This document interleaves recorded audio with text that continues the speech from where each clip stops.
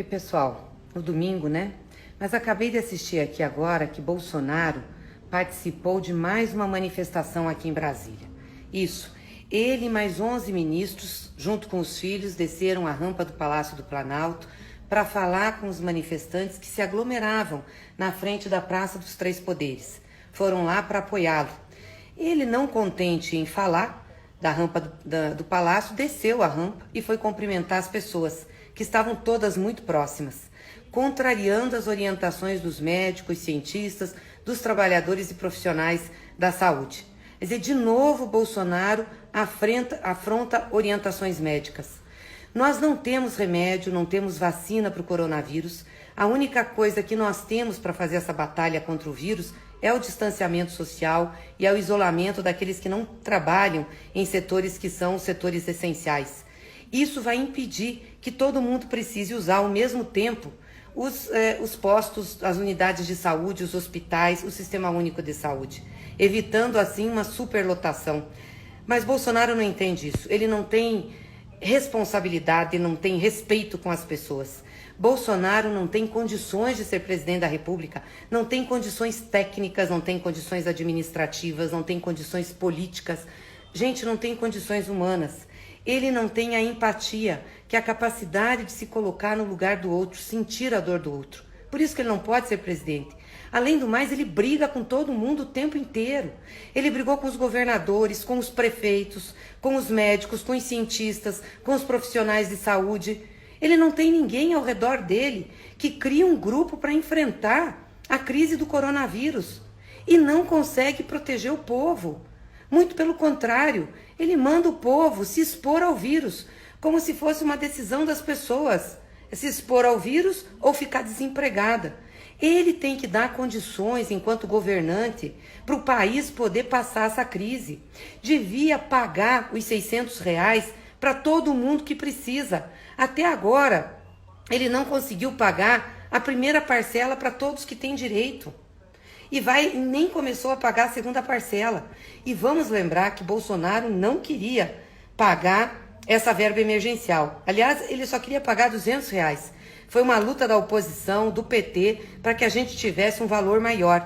E aí ele coloca só a Caixa Econômica para pagar, não coloca os outros bancos públicos, exige CPF da família da pessoa, dos filhos menores, dificultando o acesso à regularização do CPF. Gente, não é possível, as pessoas estão precisando.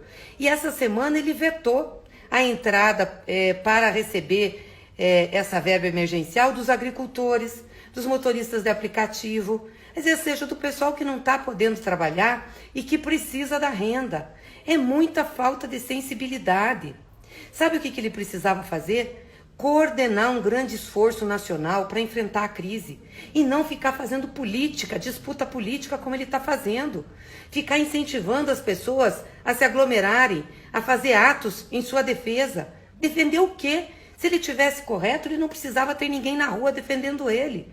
Ele tinha que reunir os governadores, reunir os prefeitos, saber o que nós vamos fazer daqui para frente, como enfrentar isso, como fazer um programa de reconstrução nacional. Ele tinha que ter um comitê de saúde ao seu lado, de cientistas, de médicos, de gente especialista, para dizer como é que nós vamos liberar o isolamento social, quais são os critérios que precisa ter e a partir de quando nós vamos fazer isso. Precisava fazer uma reunião com empresários, representantes dos trabalhadores, para saber como vai fazer em relação à economia, manter as empresas, salvar os empregos. É isso que Bolsonaro precisava fazer, e não manifestação. Ou seja, ele faz manifestação porque ele está com medo, porque ele sabe que está errado, porque ele não está dando conta de governar o país. É uma tristeza ver isso aqui, uma tristeza ver o presidente levar 11 ministros para falar numa manifestação, os seus filhos, ir lá se misturar com o pessoal num momento que tem a pandemia e não ter proposta de reconstrução do país. É muito triste. E hoje, aliás, sai mais uma denúncia de um empresário amigo de Bolsonaro, muito amigo, que doou a casa para ser comitê do Bolsonaro no Rio de Janeiro, dizendo que Flávio Bolsonaro e Jair Bolsonaro foram informados pela Polícia Federal antes das eleições que o caso Queiroz ia estourar. Ou seja, membros da Polícia Federal informaram a família de que já tinha uma investigação sobre Queiroz, que já sabiam que Queiroz fazia as rachadinhas no gabinete do Flávio Bolsonaro, que já sabiam que ele tinha depositado na conta de Michele, já sabiam que Queiroz tinha envolvimento com milícia, que a filha do Queiroz trabalhava com Jair Bolsonaro, e orientaram a família a demitir os dois. A demitir o Queiroz e a demitir a filha do Queiroz do gabinete do Bolsonaro. E disseram que iam segurar a operação para só ser divulgada depois da eleição. Tanto é verdade que a operação foi divulgada no início de dezembro, depois do segundo turno das eleições. Ou seja, se isso viesse à tona antes, possivelmente Jair Bolsonaro teria dificuldade de se eleger. Bolsonaro é fruto de uma fraude, e não só dessas. Nós já denunciávamos lá atrás e entramos com ações judiciais de investigação no TSE, que estão lá dormindo nas gavetas do TSE. O TSE tem que explicar por que não julgou ainda, em que nós pedimos investigação de crimes eleitorais que levaram à eleição do Bolsonaro, uma eleição que está ilegítima.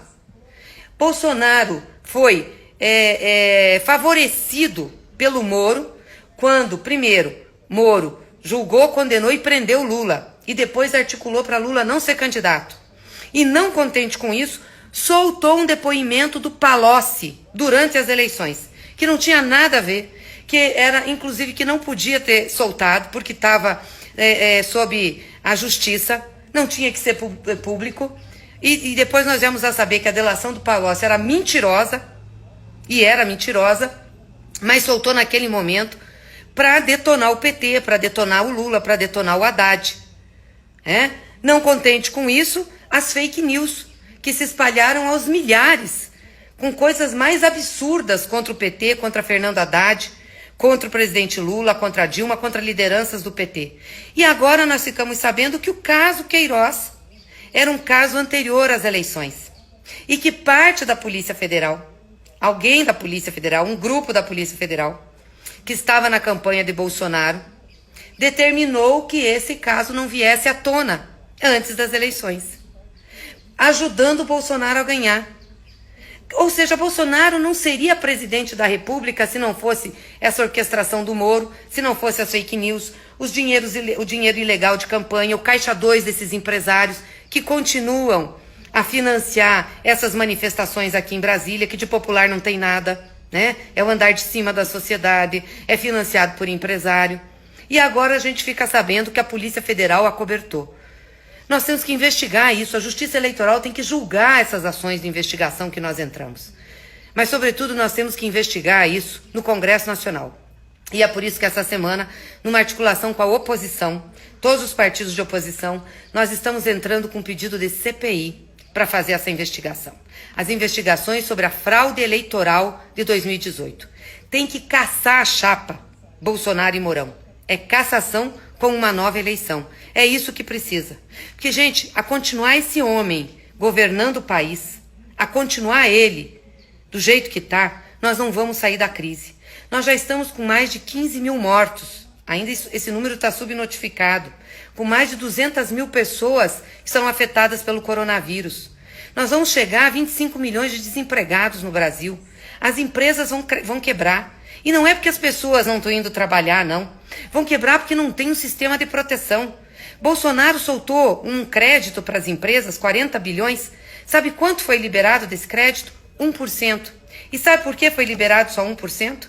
Porque estão exigindo que as empresas paguem seus empregados por banco. Então o restaurante, a lanchonete que paga no final de semana em dinheiro, o garçom, o cozinheiro, não pode pegar empréstimo. Isso é uma loucura, gente. Essa gente que está aí não governa para o povo. Então não adianta, não se iludam com o discurso do Bolsonaro. Um discurso fácil, popular, como se ele estivesse ao lado do povo. Ele está contra o povo. Se ele estivesse ao lado do povo, ele se importaria com as mortes no país. Ele se importaria com o desemprego. Ele agilizaria soltar a verba emergencial, o auxílio emergencial para as pessoas. Ele organizaria o país, faria um comitê de gestão da crise, enfrentaria a crise. Ele não tem condições de governar. Ele não é uma pessoa preparada para isso, né? Não é preparada, briga com todo mundo, não protege o povo, não dá solução. Portanto, nós não temos outra outra alternativa que não uma saída política para que ele deixe a presidência da República. Então, com essa denúncia de hoje, é muito grave que nós temos. O Congresso Nacional tem que se posicionar, o Supremo Tribunal tem que se posicionar, a Justiça Eleitoral tem que se posicionar e Bolsonaro tem que ser afastado. Ele não pode continuar governando o país, porque senão nós vamos caminhar para uma tragédia. Além de aumentar muito o número de mortes que nós temos, nós vamos para a tragédia econômica e ele não tem receita para tirar o Brasil da crise.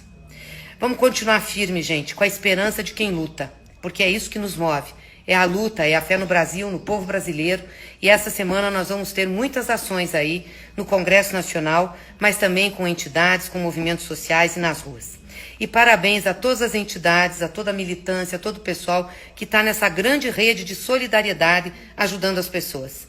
O MST, as entidades ligadas ao campo, aos movimentos populares, já doaram toneladas de alimentos às pessoas na cidade, às pessoas nas periferias das grandes cidades. Isso faz toda a diferença. E a gente está junto nessa caminhada e nessa luta. Grande abraço para vocês.